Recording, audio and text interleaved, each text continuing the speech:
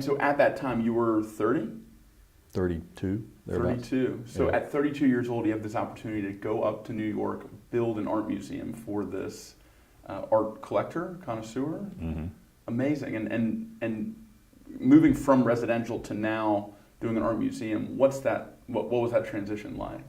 Well, it was dramatic, and we got a lot of great attention, all of it positive, remarkably, other than here, that was global.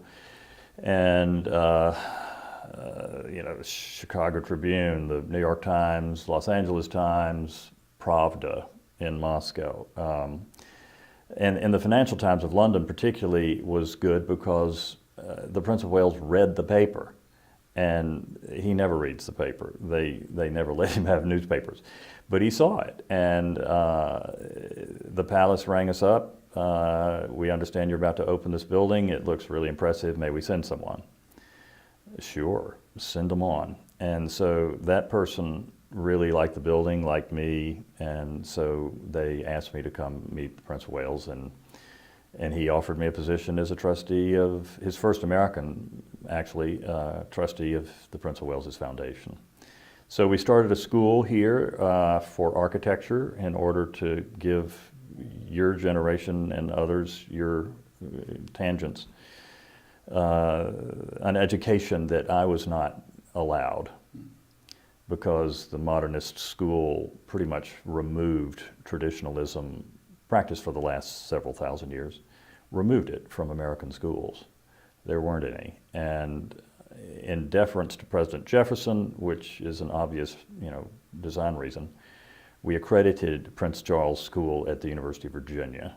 And so the hope was that there would be a modern school and a traditional school at the same university, and giving people a choice in that beautiful environment of Charlottesville, what would happen next. And the answer would have been quite clear. The traditional school would have blown the other one away.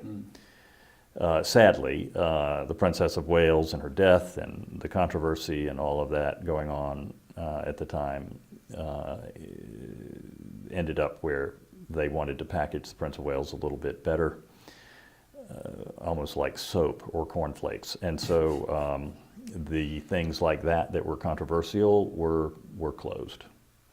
And particularly after Princess Diana's death, it was a mess. So it was sadly a lot of work that didn't come to full fruition, but he's back now, he's happy, he's married someone he really loves, and everyone seems happy with each other, and grandbabies and all that sort of thing. So it's coming back now. He's doing this he just turned 70, so better late than never. Yeah, absolutely. And I know you were there to celebrate with him for his birthday. Yeah, it was cool. And you've been working together a long time. So after this more traditionalism school, what was the next project with Prince of Wales, and how did that get you back to Atlanta?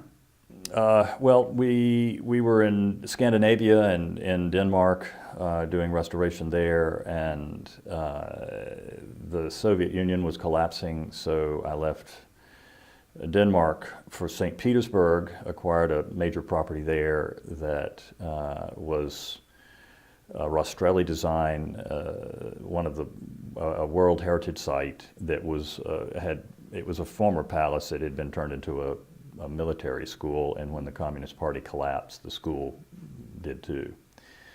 And so we stabilized the building, got a roof on it, and might have ended up raising our children in Russia. Emily stayed in Denmark, so I commuted. It was essentially the same commute as Atlanta to New York.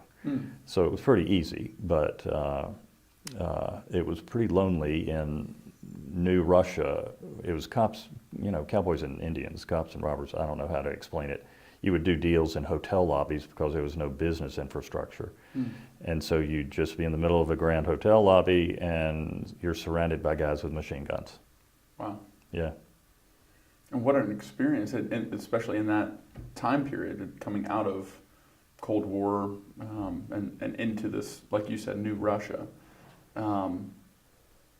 After that chapter of your life, why didn't you end up raising your kids in Russia? Circumstances presented themselves I'd rather not go into detail about, but the building ended up not being mine anymore, and so we decided, and Emily, my wife, said, Atlanta is really adjusting, and we have a beautiful place. We live here. Why don't you come home? The children, we can't travel with you like this anymore, and you need to come know your children. So home I went. Great. And how old were you when you moved back to Atlanta, and have you been here since? Yeah, 40s. Okay. We were in New York for about 8-9 years, then Denmark, then Russia, England.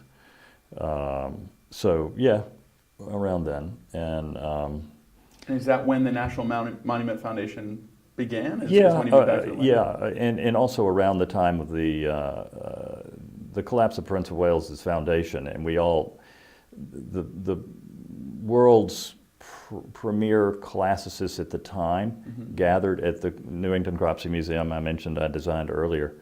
They gathered there to determine what were we going to do with all these students that were thriving in these schools that we had helped set up. And it was a very successful meeting. It was chaired by Leon Creer. We decided a course of action as to what would happen next, and that we would meet one more time in Charleston. The mayor of Charleston gave us City Hall and their council chambers to meet. Andres Duani, one of the founders of New Urbanism, chaired that meeting. He's one of the greatest architects and urban planners of our day. And we sorted through everything and essentially shut down. Any sort of quasi-bureaucracy that sets itself up tends to want to continue. But we were very careful not to do that and came up with solutions and achieved them and then shut it down. But the idea of the Millennium Gate came about as a result of the second meeting. Something to inspire the young folks that they could actually build something, which was the reason we built the Prince of Wales's Olympics monument in the first place. Competition was held. Several thousand students he had trained around the globe participated in it, and they built it. And actually a Russian architect who's now thriving in this country, trained by the Prince of Wales, won.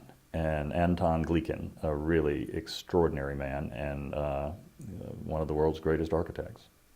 Amazing. So, so that's the birth of National Monuments Foundation and the Millennium Gate. Right.